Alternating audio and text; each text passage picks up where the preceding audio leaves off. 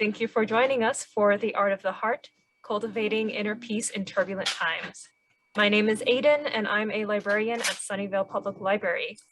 Tonight we have another wonderful talk by Dr. Julia Lee. Dr. Lee is a licensed acupuncturist in the state of California and certified nationally as a diplomate of Oriental medicine. She earned her doctorate in acupuncture and Chinese medicine from the American College of Traditional Chinese Medicine and practices here in Santa Clara County. So Dr. Lee, you can go ahead. Thank you so much, Aiden, and good evening to everyone. Thank you for joining us all tonight. So today I'll be talking about the art of the heart, which is an approach towards cultivating inner peace using the background coming from Asian medicine and philosophy. So just before getting any further into the talk, I wanted to give a disclaimer that the talk is for educational and informational purposes only. If you have any medical issues, please consult directly with a healthcare provider. So today is August 9th, and the timing for this talk was not an accident.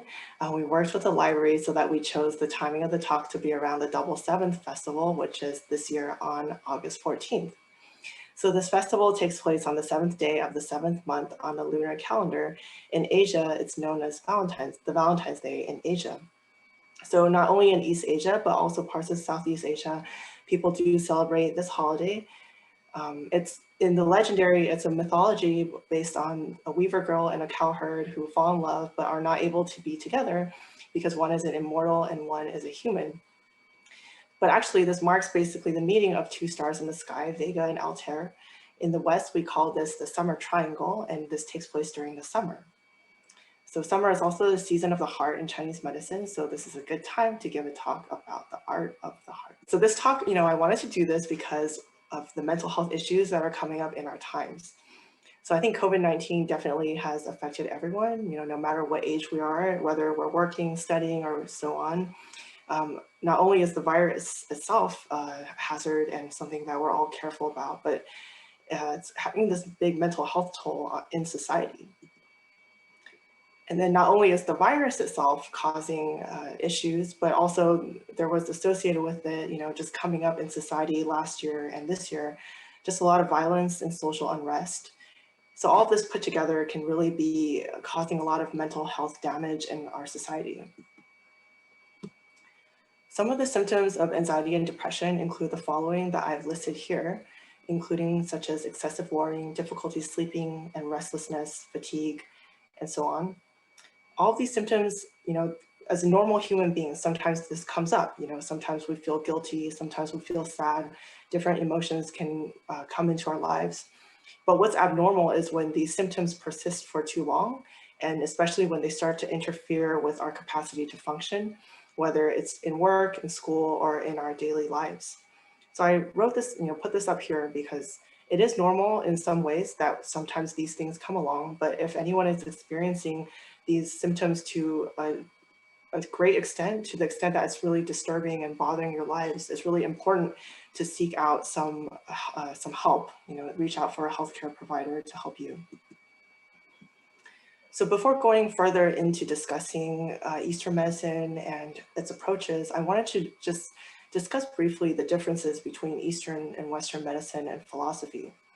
So if you attended my previous talk, I showed this picture in that talk as well, because it's one of my favorites in exemplifying some of the biggest differences between the Eastern and Western worldviews and ways of viewing medicine. So I'll just begin with the Western viewpoint here that most of us are more familiar with. In the West, this is a Western anatomical drawing. So the person is sketched with such great physical detail, and you can see every single muscle fiber and just so much of this physical detail. And if you compare to the left, in the Eastern anatomical drawing, the person is almost like a cartoon in comparison. You see the outline of the body, but not so much of this physical detail. The emphasis here is on the energetic connections, the meridians that run through our bodies, and also the acupuncture points that are accessible on the surface of our body. So I'll go a little bit into talking about the heart before we pave the way into going into more of an Eastern medicine discussion. So most of us who've studied high school or middle school biology, we all had to learn about the heart organ. So when we think about the heart, we think about the heart, the physical organ of the heart.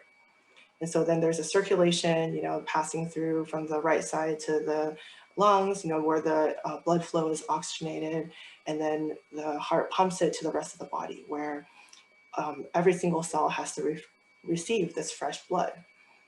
Then any of the waste products from the cell, anything that the cell releases, then goes into the bloodstream and has to come back to the heart to be replenished again with fresh oxygen from the lungs. So this is kind of the way we think of the heart from a kind of a standard point of view, that we learn in biology in school. So in modern medicine, often the approach in dealing with the heart is almost like the doctor is like a plumber. So if the heart is clogged, if it's functioning abnormally, then there can be a surgery. Sometimes if it's blocked, it's possible to put in a stent. And then if it's totally malfunctioning, then the fortunate people do get a heart transplant, and then a donor heart can then really vastly improve someone's life expectancy and just really change someone's life if someone was having some severe heart issues. So this is the miracle of modern medicine. So I had already mentioned the Eastern medicine viewpoint of the anatomical drawing, basically more emphasizing the energetic connections and less of the physical structural detail. So in the Eastern view of things, heart is, the character for heart in Chinese is Xing, that I've put here, but it's more perhaps accurately translated as the heart mind, because not only is the physical heart, that which beats in the center of our chest, is very important and is encaptured in this concept of the heart mind, but also this idea of Xing also includes the consciousness, feelings, thoughts, and spirit. So from the Eastern point of view, the doctor is more like a gardener who uses different modalities and tools to nourish the human being. So it's not only from a very sort of like that plumber point of view that I had just mentioned, but it's a different perspective that seems more like a gardener nourishing a plant back to life. So in our human history, I would say that there was some point where there was a split in the understanding of the heart mind, such that during that time, there was a more valuing of the rational and logical aspects of our being over the intuitive and emotional aspects of who we are. And so perhaps this was, I would say, during the time of the scientific revolution, around the age of reason and age of enlightenment in Europe. I think a good quote that sums this up is from the philosopher Rene Descartes, who says, "I think, therefore I am." So that's really summing up who we are, mostly in terms of the thinking aspect of who we are. And that's giving a precedence and higher importance to our thinking over our feelings. So that's valuing the rational and logical aspect of who we are more than our feelings and the more irrational and difficult to encapture in words parts of who we are. So by valuing one part of who we are more than the other, then that can create an imbalance and then leading to a misalignment between the mind and the heart. So sometimes we can notice this in our educational system, where we tend to be taught how to think, and there's a big emphasis on rational linear thinking, and then less of an emphasis on emotional intelligence or on understanding our feelings and to see the wisdom and the truth within our feelings. So here I want to mention then the art of the heart, which was translated from xinshu in Chinese. And this concept of the art of the heart is discussed in classical Chinese texts like the Book of Rites, the Li Ji, but it's an assumed knowledge in Eastern medical texts. So actually, those who are literate and physicians or doctors in the classical times, they're actually not reading about the art of the heart in the medical text, because it is assumed that anyone who is practicing medicine then already is coming from this perspective of the heart. So overall, this art of the heart is an approach to life rather than a specific method or technique. I'll go into more detail later, but I just wanted to lay out the steps right here, kind of the background. So when we talk about cultivating the heart, all the arts and sciences of the East are just a means for this inner cultivation. Many of these arts and sciences I have here, such as tea ceremony, flower arrangement, calligraphy, meditation, medicine, martial arts, all of these are beautiful physical, you can see them from the outside, like these practices are, really exotic and interesting, beautiful, and have a lot of meaning. But within it, it's actually a means for this deeper inner cultivation. If that's absent, then it's just a physical wrapper that doesn't have the depth that can be there if the practitioner has cultivated themselves from the inside. So what's important about building this firm inner center? And why is it good to cultivate oneself? If there's a firm inner center, then one can better weather the storms of life. So for example, all those challenges of the past year and a half, all these unexpected things that happened in society and in our own lives, there's just a more firm center to encounter and go through all these difficulties in life. So from this point of view, mental health is not just about getting rid of anxiety and depression, but it's actually about actively cultivating this true inner well-being. So, some of these qualities include peace, wisdom, love, mindfulness, generosity, simplicity, compassion, and any virtuous quality. So building up more and more of a store and a behavior habits that are very based in these really deep characteristics of inner well-being can allow for this better center in which if storms of life come about, then we can face them in a more calm and peaceful way. So I had shown these pictures already. All of these are many of the arts and sciences in the East, in Asia. And within it, they're all a vehicle for cultivating the heart. And that's really important in becoming a better practitioner of any of these arts. So what does cultivating the heart entail? I mentioned that this is an overall approach to life, but within it, I put a few bullet points just so that we can break it down and talk in more detail. So I put foundation in moral and ethical conduct, concentration and mindfulness, as well as being present and in the flow. So why is the foundation in moral and ethical conduct first on the list? Just as a building has to have a really solid foundation in order to build a good, safe building that won't just topple over in an earthquake, it's really important to have a good foundation in moral and ethical conduct just as a person, to have that firm basis on which to build an inner cultivation practice, to have a sound mind and peaceful heart. As you can imagine, the foundation is also not a very aesthetically interesting or pleasing thing to look at. Usually we're more excited about the building and no one's really thinking about the foundation. But without a good foundation present, then the building can easily just fall over if any disturbance comes by. So it's the most important. Then from there, it's important to build a practice of concentration. So that means a steady, undistracted, focused mind, because that allows for a clear mind. So if you look at the picture of water I have in this slide, there's a lot of ripples on the surface of this water. So if there's a lot of ripples like this, then there's no way to see deeper underneath the surface of the water into the depths. But if someone has cultivated a clear mind and then the water surface is very still without a lot of distracting thoughts and disturbing emotions, then you actually can very clearly see down into the surface of the water and see into the depths.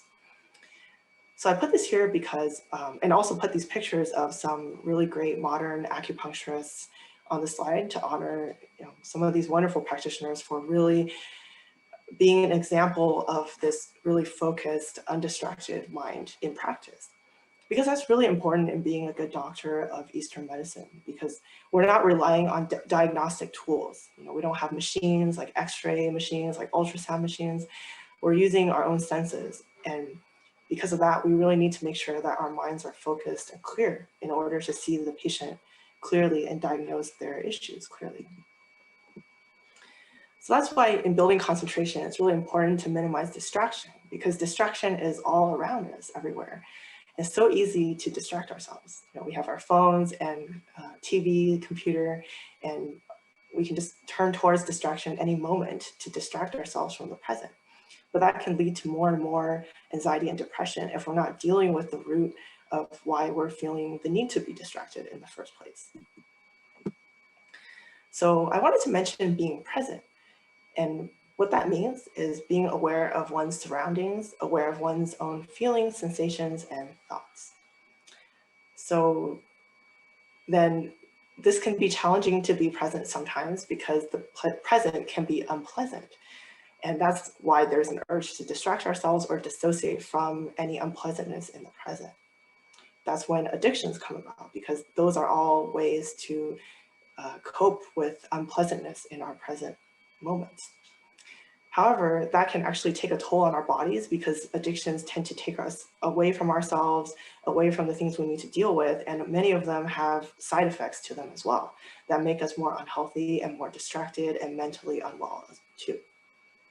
I have here a few pictures of some rare substances formed in nature that I feel like is very inspiring in why it is good to stay present with our present no matter what, and not just try to run away from unpleasantness.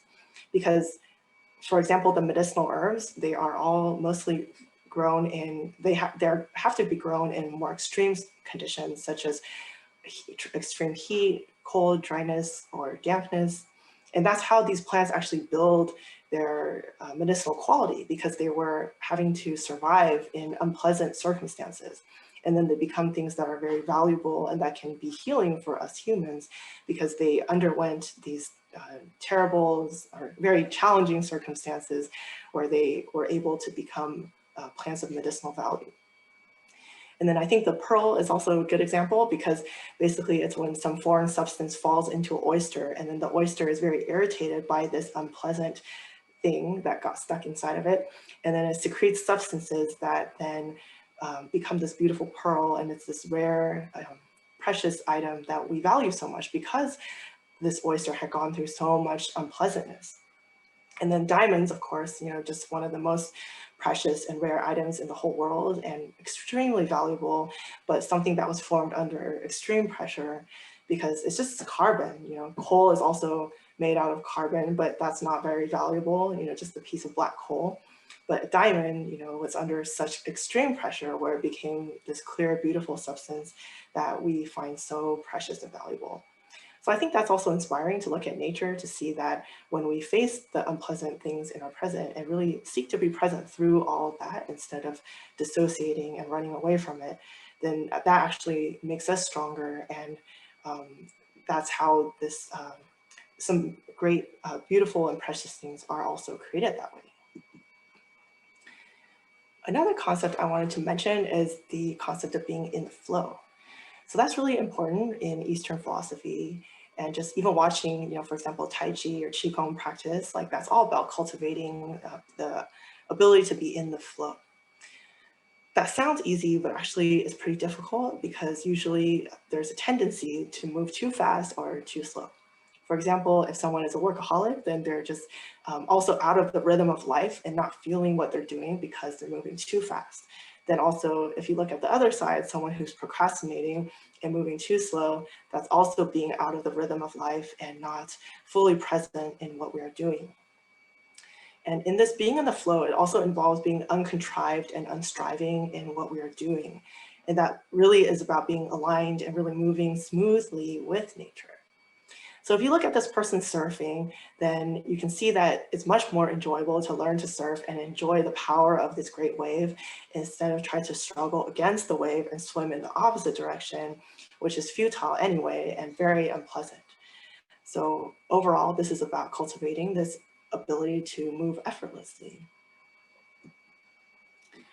I used a lot of examples from Asian medicine, but I wanted to also draw from, for example, The Little Prince, which I think is a wonderful story to look at. And it captures this idea that the heart can know with direct clarity. And that's all about like why cultivating in the East is so valued, is that when you cultivate the heart can just perceive directly and clearly. So The Little Prince, I like this quote very much, where he says, "Here is my secret, a very simple secret. It is only with the heart that one can see rightly. What is essential is invisible to the eye." I also wanted to recommend a more recent movie from Hayao Miyazaki's Spirited Away, which features this young girl, Chihiro, who got stuck in a terrible situation. She became basically an indentured servant in a bathhouse, and her parents were turned into pigs. And what happened was, basically by adhering to the purity of her heart and just sticking with her just sticking with that throughout the whole situation. She was able to turn so much around and even free her parents, really change a lot of the people she encountered in that bathhouse situation. So I really recommend that as a movie that you can watch and sort of try to experience through that a story setting, what I'm trying to explain. So the art of the heart in Asian medicine, I have here a quote from Elizabeth Rochat, who is a well-known scholar in my field. And she says here, for defining the art of heart is to empty one's heart of desires and passions, of tendencies which are not recognized as inherent to the original nature, in order to allow the spiritual brightness to develop and make the mind balanced and harmonious. And then I have another quote from the Huangdi Neijing, which is the most important classic of Asian medicine. And though the art of the heart is not explicitly discussed in the medical classics, the classics do talk about kind of there's one chapter where they outline the imperial cohort as though, so outline the organs of the body as though it's like an imperial court. So in that analogy, the heart was named as the supreme ruling official from which spiritual brightness shines. So you can imagine if we're not listening to the heart, we're oppressing the heart, we're not following along the path that the heart knows, then that's when a lot of diseases and off-balance things start to happen in people's lives. So using some more medicine to explain these cultivating the heart ideas, then there's this, in Eastern medicine, we have the 5 elements, and each of these elements are associated with a corresponding organ. And then there's certain virtuous qualities that are beneficial for one's health, especially in terms of certain organs, and certain emotions that are very toxic and can especially damage certain organs in the body. I also have listed here a few of these 5 taboos, which are extreme behaviors such as killing and stealing and so on, that can be extremely negative and toxic, both towards ourselves and for those outside of us. So from here, it really shows that aspiring towards these virtuous qualities can be good for both our health and for the well-being of not only ourselves, but the people around us. I like to talk about Dr. Emoto's work on the water crystals because that also exemplifies the concepts that I just mentioned, because he basically studied water crystals that were exposed to different thoughts and emotions. And the water crystals that formed after being exposed to very positive thoughts and words, such as those of gratitude and peace and harmony, showed up in these beautiful symmetrical crystals. Whereas water crystals that formed after being exposed to thoughts and really harmful intentions, such as calling someone a fool or thoughts of war and commanding someone or evil thoughts, then they're very asymmetrical and not beautiful. So this is very relevant for us because we're about 70% water, just as the earth is 70% water. And then you can imagine that if all these thoughts are running through us and how whatever we are thinking, that can really influence our own physiology. I think HeartMath also is a good organization to look into if you're interested in looking at the impacts of our heart on those around us, because they measure the magnetic field of the human heart, and this can be measured several feet from our bodies. In their studies, they also saw that positive emotions can create physiological benefits in our bodies, and this can boost our immune systems by focusing on the positive emotions, whereas the negative emotions create a lot of chaos and impair our abilities to make good decisions. So again, you can see a lot of harmony and symmetry in the heart rate for someone in an appreciative mode on this slide. And if you look at the graph for frustration, then it's very chaotic, all over the place and very messy. And you can, actually they measure that this magnetic field of the human heart can be impacting those around us because this magnetic field radiates outside of our bodies. So this also shows why cultivating these positive qualities can be beneficial for both ourselves and those around us. I wanted to introduce here some bestsellers on the inner state, since we're at a talk with the library, and it will be great for anyone who's interested in reading some of these books for more information. So The Power of Now is a modern classic by Eckhart Tolle on really why being present is the source and place where we are most able to be in our power. If you're interested more in the intuition and this power of thinking without thinking, then I recommend Malcolm Gladwell's Blink. And this book by Daniel Kahneman, the winner of the Nobel Prize in Economics, Thinking Fast and Slow, is also something to look into if you're interested in the different ways of thinking that we have, both sometimes very linear, logical thinking, and also thinking in a more expanded state of mind that is less about the very nitty-gritty thoughts. If you're interested in some of the classical Chinese philosophy that I mentioned, then definitely the Tao Te Ching is a classic that has stood the test of time for thousands of years. In more recent times, I really recommend the modern classic by Benjamin Hoff, The Tao of Pooh. It's very cute because he uses Winnie the Pooh and Piglet, Eeyore, Tigger, all of them to discuss concepts about the Tao. Finally, also this book, A Guide to the I Ching by Carol Anthony, I think is a really great book also that introduces the I Ching, which is one of the foundational texts of Chinese philosophy and Chinese culture and impacted all of Asia. So I wanted to introduce this quote from that book I just mentioned, A Guide to the I Ching. So, okay, so I'll just read it. Public officials intuitively know the minds of the people they serve. If the minds of the people are lax, if they're willing to sacrifice the long-term good for short-term gain, then public officials will represent them accordingly. If the inner attitudes of the people are firm in what is correct, public officials will know how to govern. Regardless of the form of government, evil finds its way in the weaknesses of the people. When the people are strong in their inner direction and firm in their attitudes, evil in government and in society can find no place in which to grow. So that's my inspiration for doing this talk. I feel like sometimes it can feel like we don't have a lot of power as individuals, but I think in looking at how all of us collectively can influence the greater good and all of those who are leading us, I think we all have a responsibility and a role in how we attend to ourselves and how we express ourselves in our society. So in brief, to summarize a little bit, the art of the heart involves cultivating inner calm and stability. And I've mentioned that the negative toxic emotions can poison the body and mind. So it's very important to actively cultivate goodwill and virtuous qualities.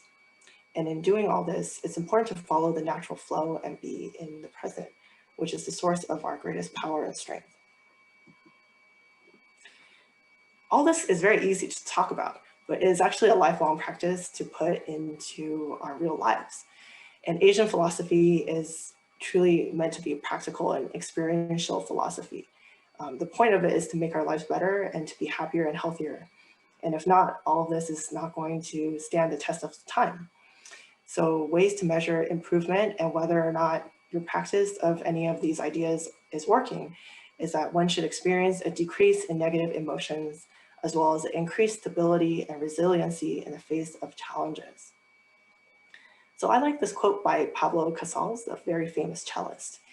He was asked why, when he was still at the age of 93, that he still devoted 3 hours a day to practicing, because most people by that time would be retired and probably not practicing that many hours a day. And he says, I'm beginning to notice some improvement. So I feel like that's always an inspiring thing for me to think about, because often, we don't always live up to our highest expectations and we often make mistakes as human beings. But it's always important just to continue to improve and to continue learning from any lessons that we had to come across. And then just as long as we're making improvement, then that's all that really matters. Thank you again, Dr. Lee. Thank you so much, everyone. And thank you everyone for coming.